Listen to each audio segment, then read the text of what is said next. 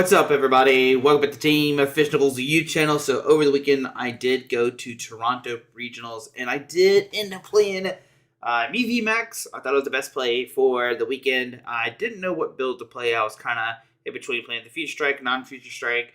I know there's the Path to Peak build, but ultimately I decided to go with the Fusion Strike build.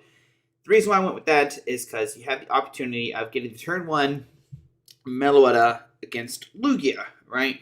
I think that's fantastic. Now, you can notice in this list, there are no catchers. There's no catchers. And I don't think catchers is needed to help you in that matchup. I know some people argue and say that you do need it.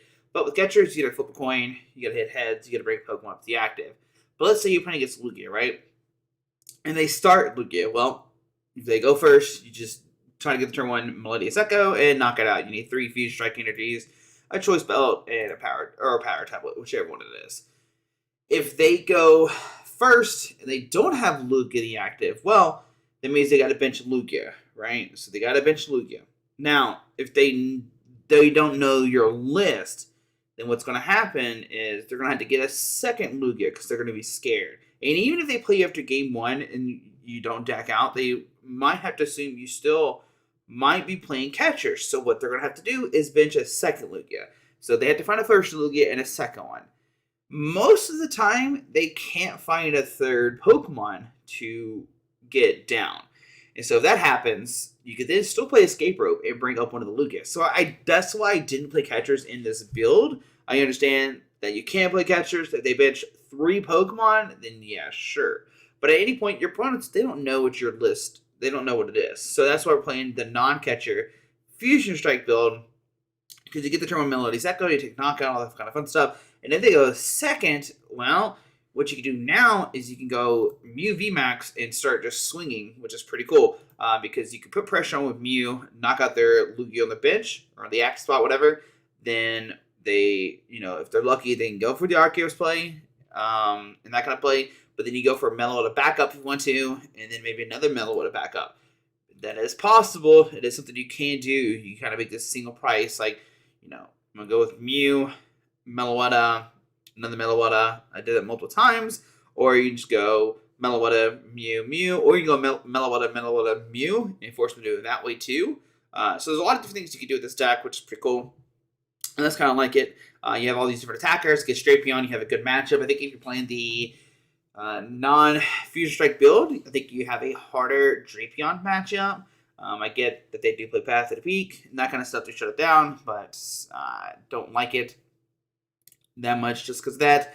Also, I think your Lost box matchup is like just super non-winnable. At least it gets this. You have Meloetta to attack the Lost box Pokemon and stuff like that, and go for the Psychic Leap plays if needed with the Mew VMAX. So we're going to talk about my rounds.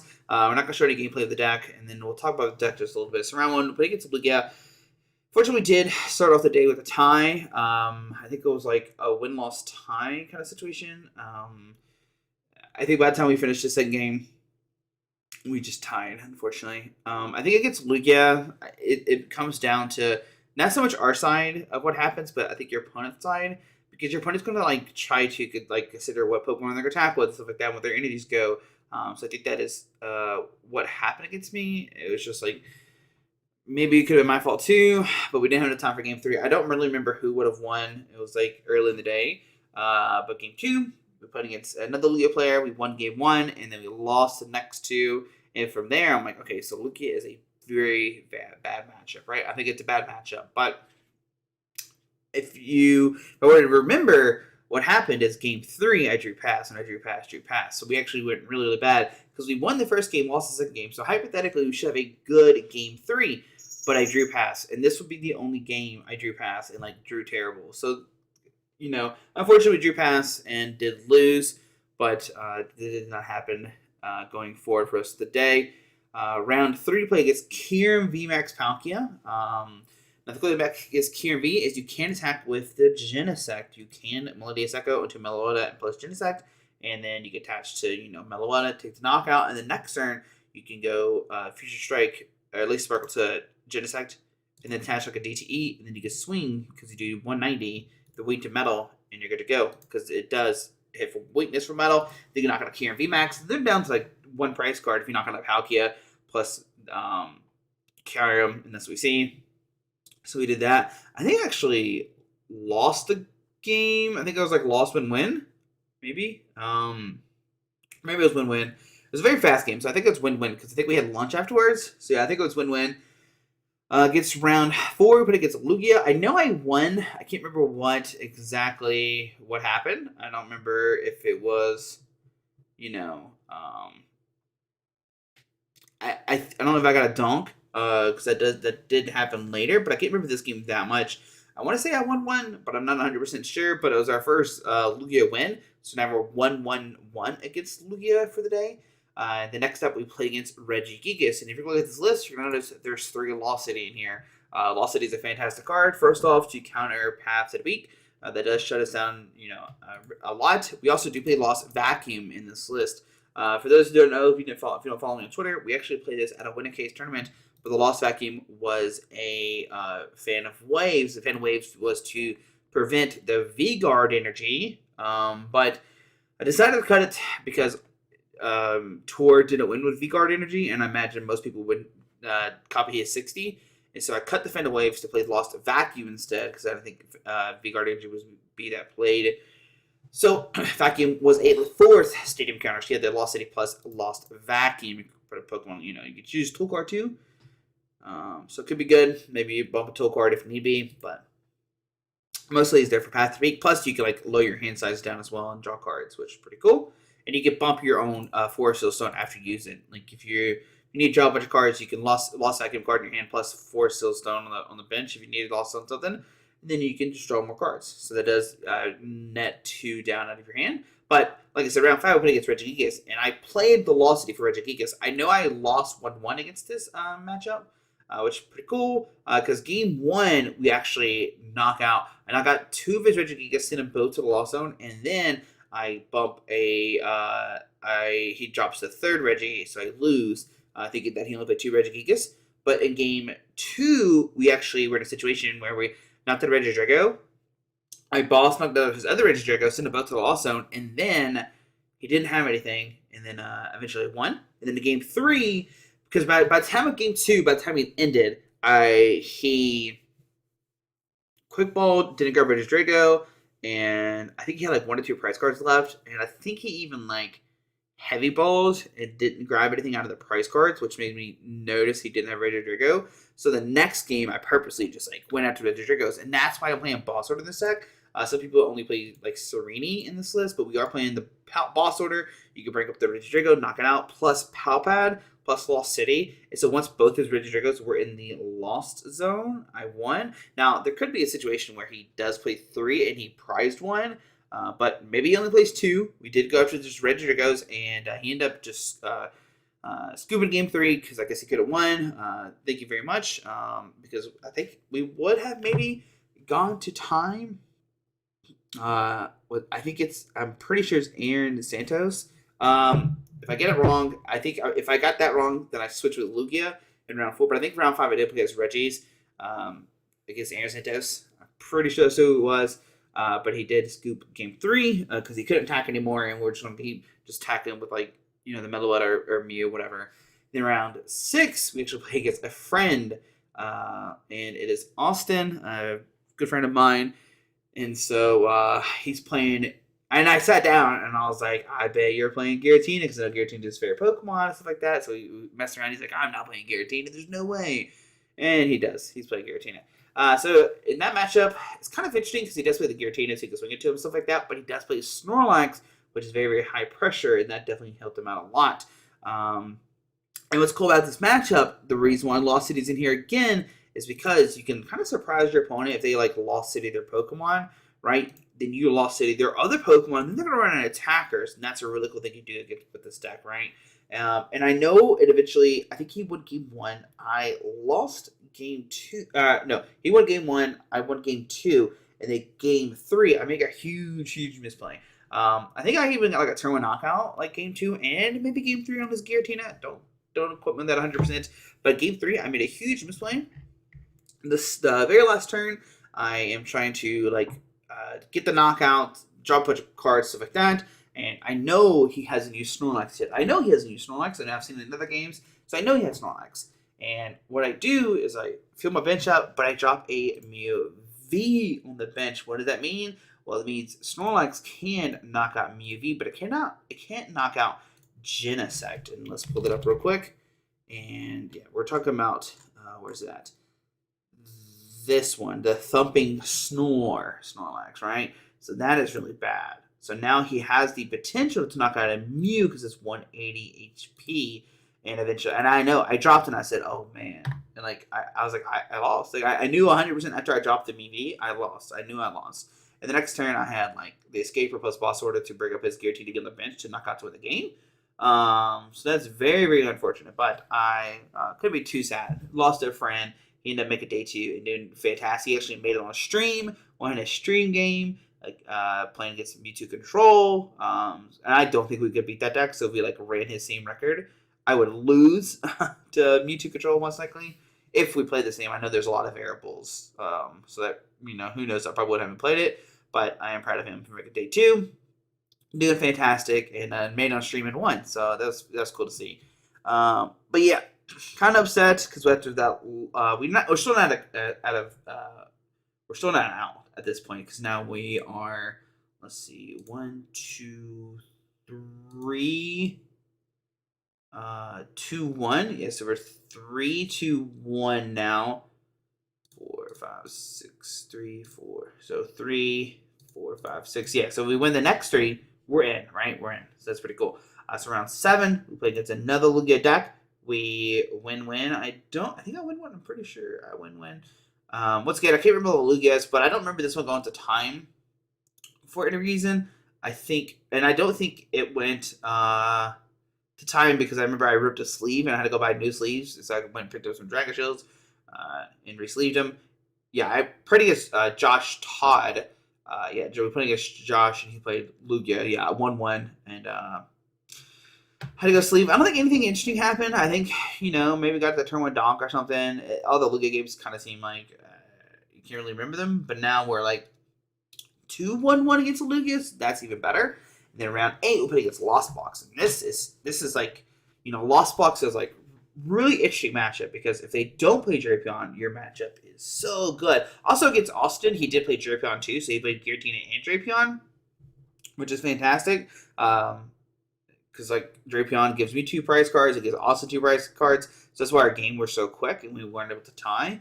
But that Drapion, it's MVP, and no matter what, I think in Austin's matchup, it helped him out a lot too.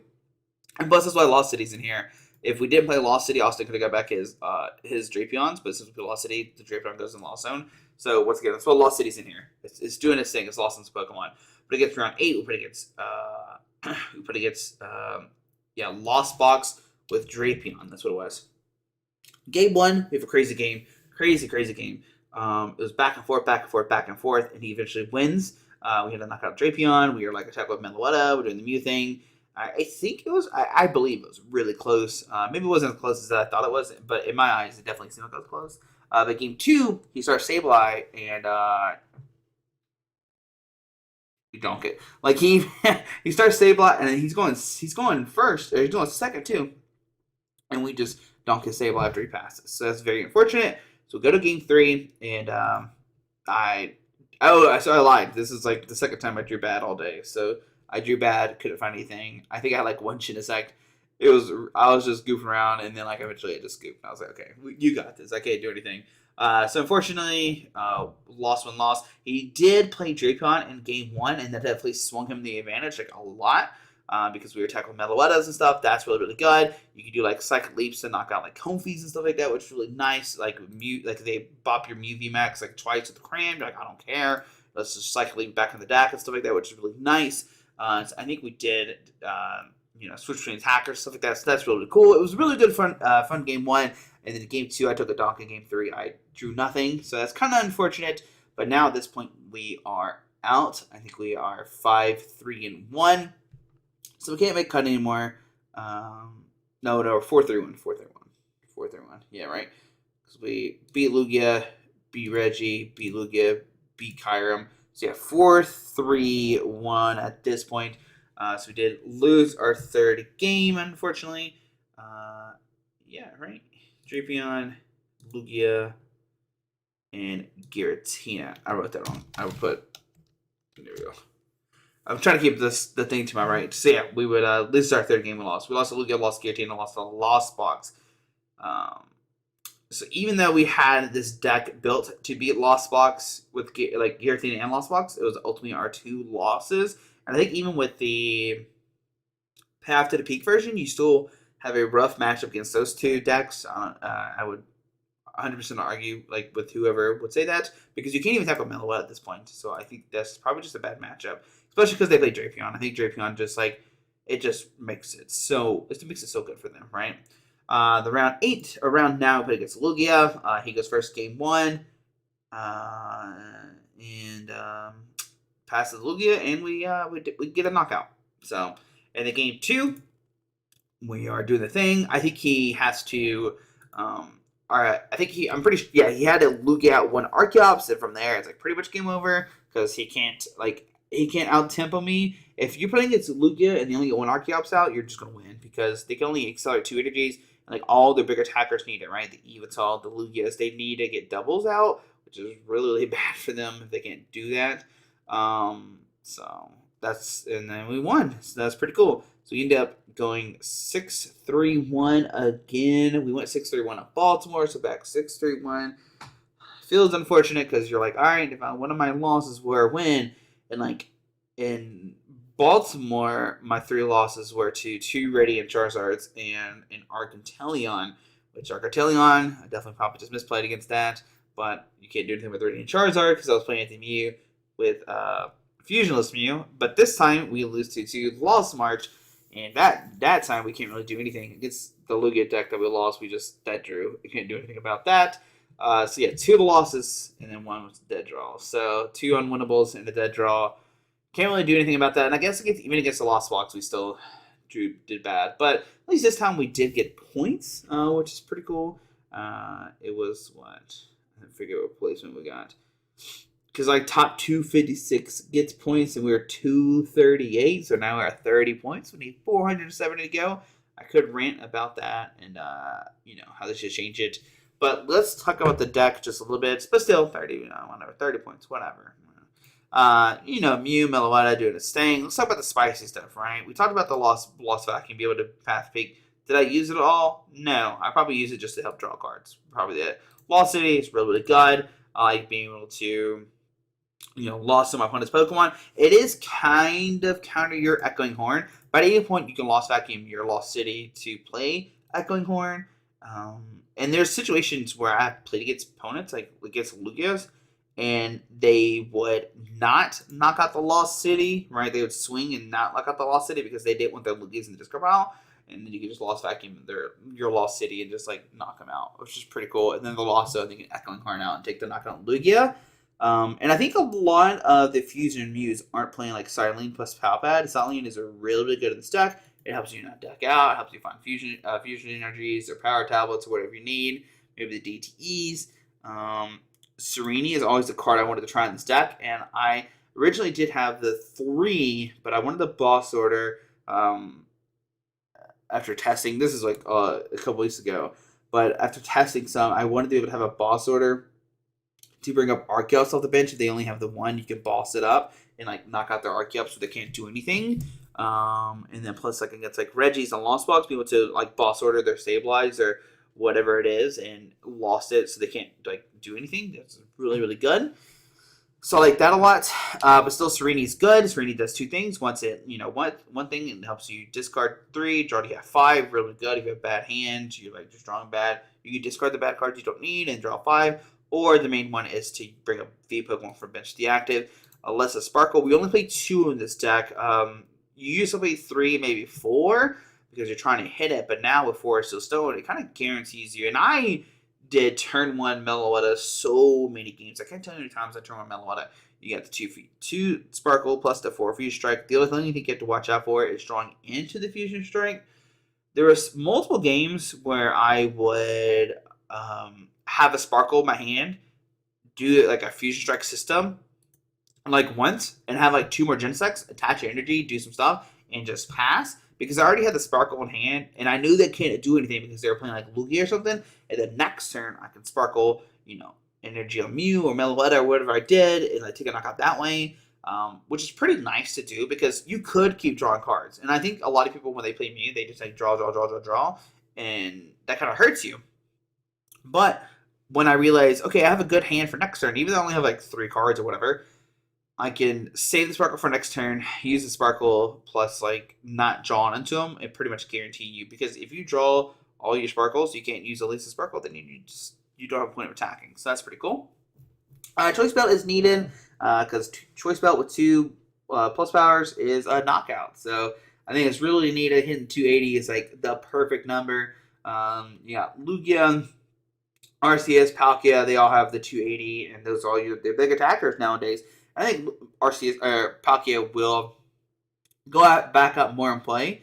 And the good thing about Palkia going back and play, that means they're playing Articuno, and you even have a good Articuno matchup because they're playing 2 Switch and 2 Escape Rope. So you have multiple ways to get that Paralyzation. I've never played Switch cards in any of my Mew decks, and now it's even better because we can Switch card our Mew. So get out of here. So you don't care. You don't play Switch card because Paralyzation. And now Switch, is good. Because if you don't know, Switch card's only for basics, not regular. So Switch card, no, never playing Switch card. Get out of there. The 30 is like so irrelevant that you can heal.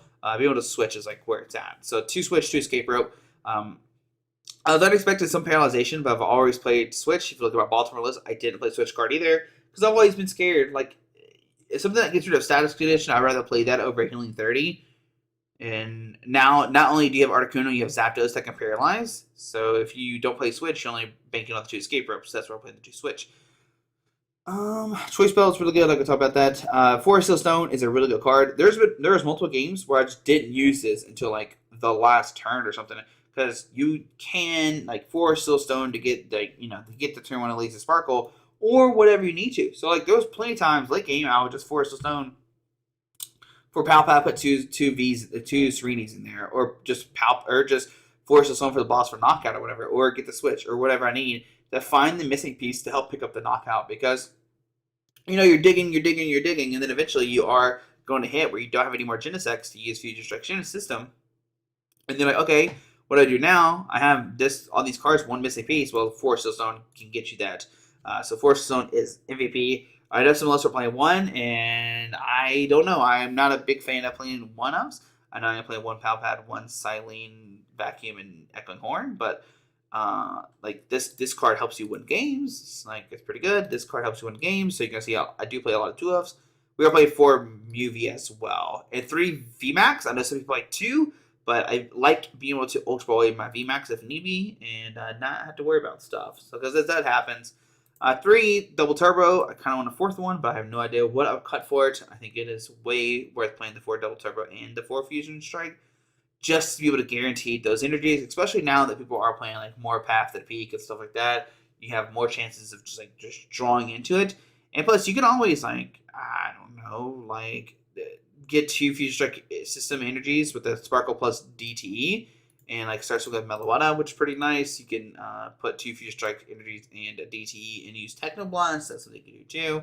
So these are all pretty cool. Everything else is pretty standard, right? 4 VIP, 4 Cram. If you're not playing 4 Cram, you're crazy.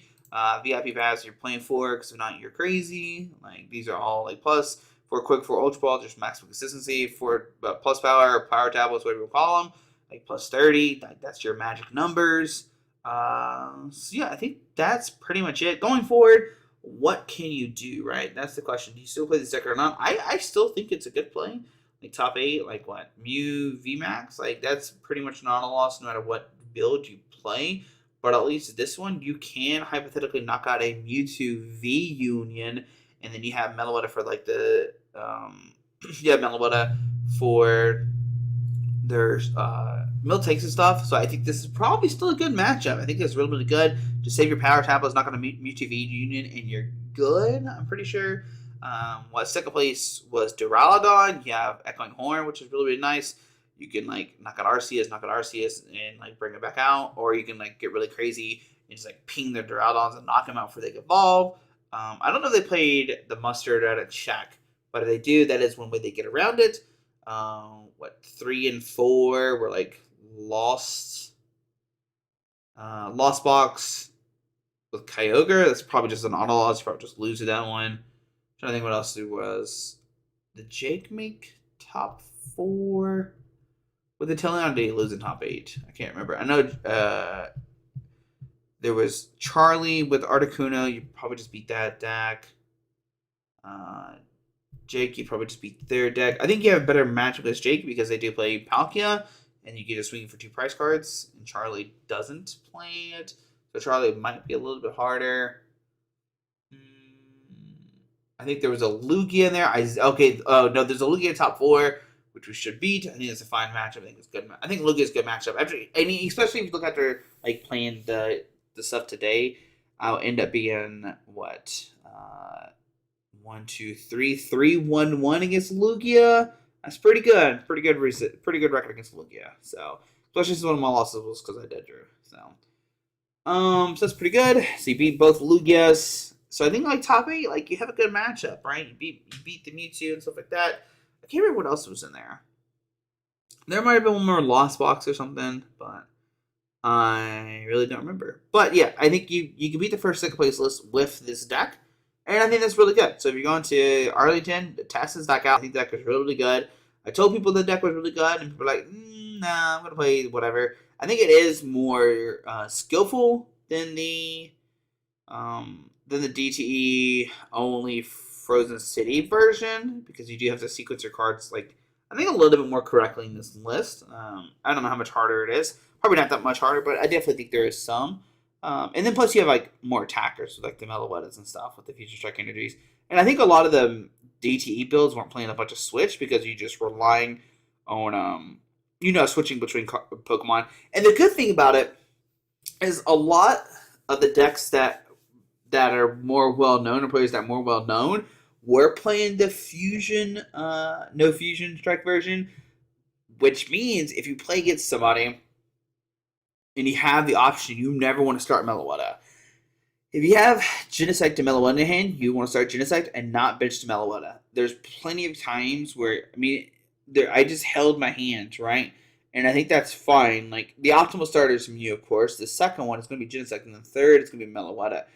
And there's no reason to ever bench your Pokemon nowadays, if that makes sense. Like, if you go first or second, there's no point of you benching multiple Pokemon. I guess if you're going first, you can like drop a bunch and like surprise your opponent.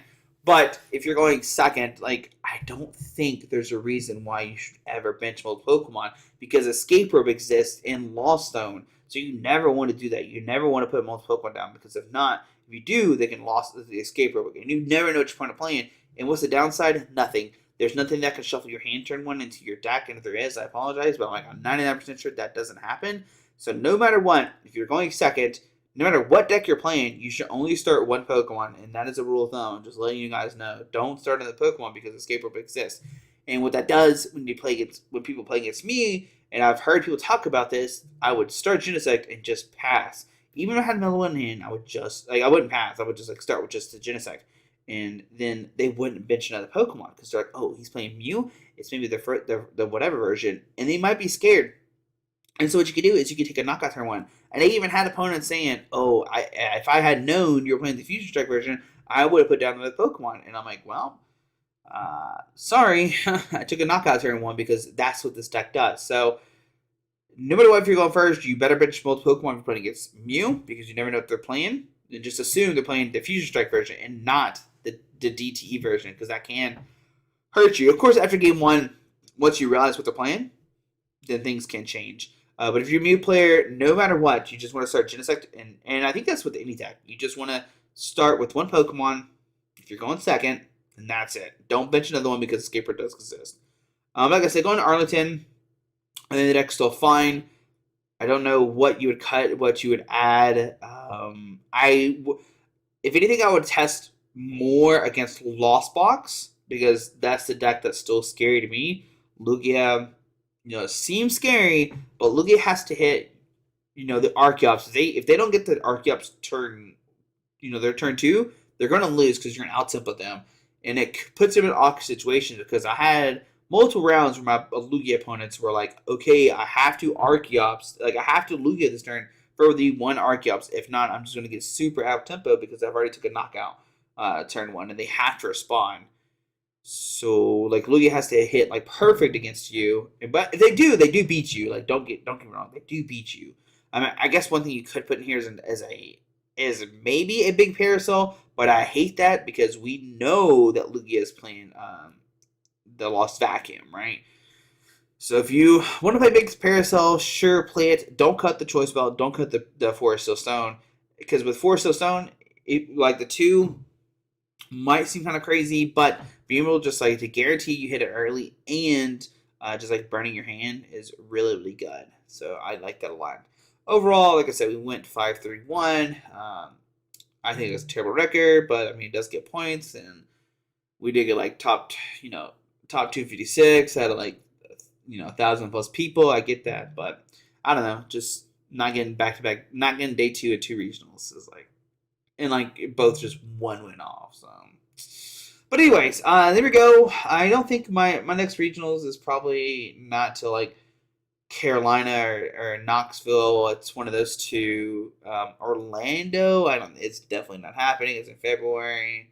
You get Arlington in December, San Diego. So I definitely won't be any of those. So hopefully next time we have regionals, we would have cups, and we can maybe get some points that way. But if not, it's okay. We did get 30 points, so there we go. But guys, hope you enjoyed the deck. If you have any questions about Mew VMAX, let me know. I would glad to answer them.